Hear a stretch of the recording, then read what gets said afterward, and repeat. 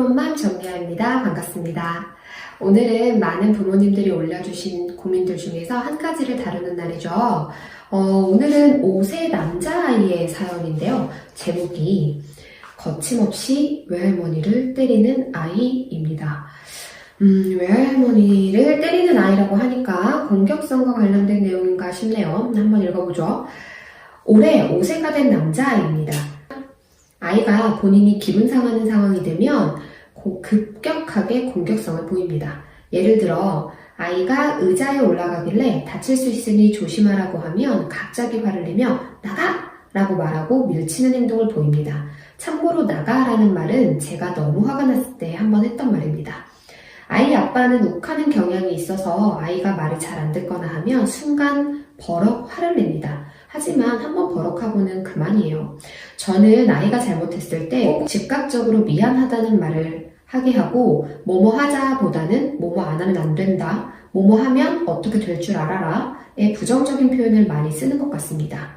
이에는 이, 눈에는 눈처럼 아이가 제 머리를 잡아당기면 저 또한 동일하게 아프게 아이 머리를 잡아당기면서 아프니까 하면 안 되는 거라고 알려주기도 합니다. 그래서 그런가 아이는 전반적으로 제게 크게 화를 내지는 않아요. 아빠에게는 종종 화를 내는 편이고 할머니와 둘이 있을 때에는 매우 심한 공격성을 보입니다. 할머니는 평소 모든 것을 과도하게 받아주시는 편이세요.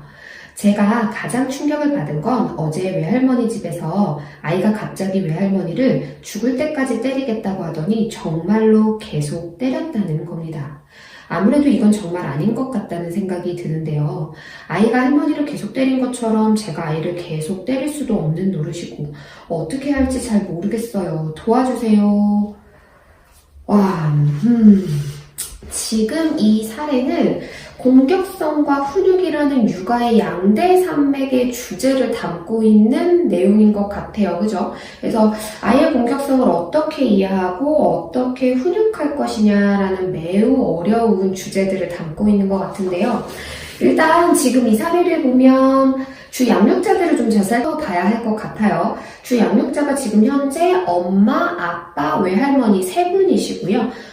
주 양육자의 행동이 좀 각각 다르죠. 그래서 아이가 어떤 주 양육자와 함께 있느냐에 따라서 보이는 행동도 다른 것 같아요. 특히 훈육을 잘 하지 않는, 절대적으로 많은 것을 받아주시는 외할머니한테 가장 큰 공격성, 폭력적인 모습을 보이고 있는 게 아닌가 판단이 드는데요. 본래 할머니, 할아버지가 손자, 손녀를 훈육하는 건 결코 쉬운 일이 아니에요. 일단은 손자, 손녀들, 그러니까 아이들하고 할머니, 할아버지들 간의 에너지 수준의 차이가 너무 크고요. 그리고 무엇보다 손자, 손녀를 혼내키는 것 자체가 너무 마음이 아프고 힘든 일입니다. 그래서 이 귀한 녀석들을 혼내는 게 참 안 되시는 거예요. 그래서 내가 차라리 아프고 말지 하면서 참으시는 분들이 많은데, 그래서 외할머니에게 훈육을 부탁하거나 훈육의 역할을 드리는 건 다소 한계가 있을 거라는 거. 그렇다면 엄마 또는 아빠가 훈육의 역할을 좀 맡아주셔야 되는데요. 지금 이 사연에서는 어찌됐건 엄마가 훈육의 역할을 해주시는 게 좀 더 적합하지 않을까라는 판단이에요. 근데 이제 엄마의 훈육에 변화가 필요하죠. 자, 일단 눈에는 눈, 이에는 이 훈육하지 않을게요. 자, 보세요. 아이가 내 머리를 잡아당겼어요. 뭔가 짜증이 났겠죠. 그래서 내 머리를 잡아당겼단 말이에요. 근데 너무 아파요. 그래서 나는 아이한테 알려주고 싶은 거예요. 네가 아무리 짜증이 나도 머리를 잡아당기는 건 안 돼. 왜냐하면 이건 누군가를 상당히 아프게 하는 잘못된 행동이거든.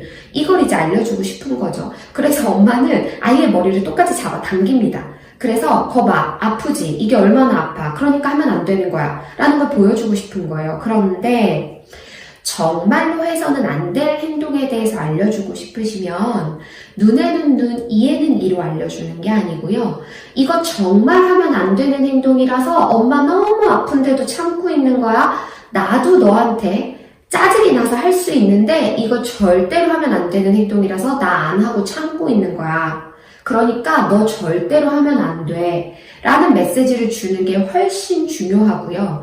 이렇게 네가 아무리 짜증이 나고 화가 나도 누군가의 머리를 잡아당기면서 아프게 하는 건 안 돼 라는 걸 얘기해 주실 수 있어야 아무리 화가 나고 짜증이 난다 하더라도 그 누군가를 때려서는 안 된다라는 의미 있는 훈육을 전달할 수가 있어요. 그래서 눈에는 눈, 이에는 이, 훈육은 앞으로 하지 않을 거라는 거. 그래야 네가 아무리 화가 나고 짜증이 나도 이 세상 그 누구를 때려서는 안 돼. 할머니 또한 때려서는 안 되는 거야 라는 말을 일관되고 지속되게 해줄 수 있고 그게 아이에게 의미 있는 메시지로 다가갈 수 있을 거라는 거 꼭 기억을 해주셔야 될 것 같고요. 화도 날 수 있고 짜증도 날 수 있다라는 이 감정은 인정을 해주셔야 돼요. 화도 날 수 있고 짜증도 날 수 있어요. 그런데 뭐예요? 아무리 화가 나고 짜증이 난다 해서 누군가를 때리거나 아프게 표현하는 건 잘못된 거겠죠. 표현의 변화가 필요하다라는 메시지를 주시는 게 중요하고요. 그런데 이제 보세요. 아이가 말을 잘 안 들어서 엄마하고 아빠가 지금 너무 화가 나고 짜증이 났어요. 그래서 엄마하고 아빠가 화가 나고 짜증난 이 감정을 소리를 치거나 뭔가 아이를 때리는 형태로 표현한다고 한다면 아무리 화가 나고 아무리 짜증나도 그 누구에게도 소리를 지르거나 때려서는 안 돼 라는 훈육의 메시지가 의미 있게 전달될 수 있을까요?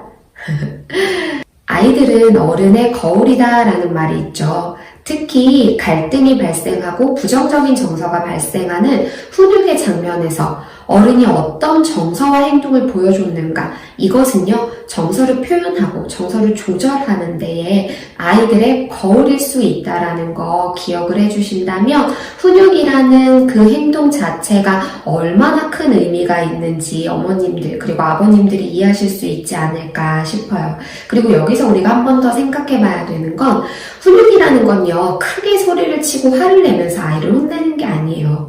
내 아이가 무엇을 반드시 해야 하는지 혹은 어떤 것을 절대로 하면 안 되는지에 대한 기준을 명확하게 그리고 일관되고 반복되게 알려주는 과정이다라고 훈육을 이해해 주셨으면 좋겠어요. 그래서 이 맥락에서 우리는 할머니, 할아버지를 설득시킬 수 있어요. 아가가 할머니를 때리려고 하면 할머니는 힘으로는 대체해서 안 될 수도 있어요. 그러니까 재빨리 할머니 때리는 거 아니야. 할머니 알야 해. 라고 정확하게 얘기해 주시고 아가가 계속 달려들면 어떻게 해야 돼요?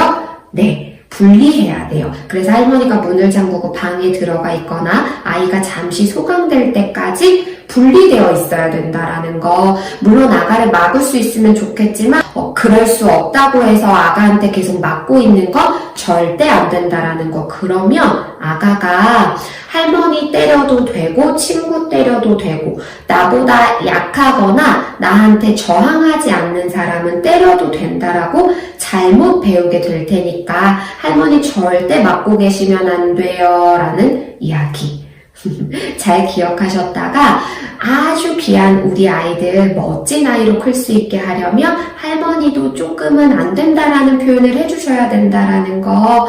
할머니가 아가를 사랑하는 마음을 함께 헤아리면서 아주 조심스럽고 부드럽게 전달해 주셨으면 좋겠어요. 앞으로 푸른맘에서 영유아기 뿐만이 아니라 내 아이의 어려움, 그래서 책도 찾아보고 인터넷도 찾아보지만 내 아이한테 절대적으로 다 통하는 건 아니잖아요. 그래서 내 아이한테 조금 더 맞춰서 어떻게 훈육하거나 어떻게 양육할 수 있을지 궁금하시다라고 하면 영상에 댓글을 달아주세요. 그러면 댓글 확인하고 그 중에서 사연을 선택해서 이렇게 영상으로 또 답변 드리도록 할게요.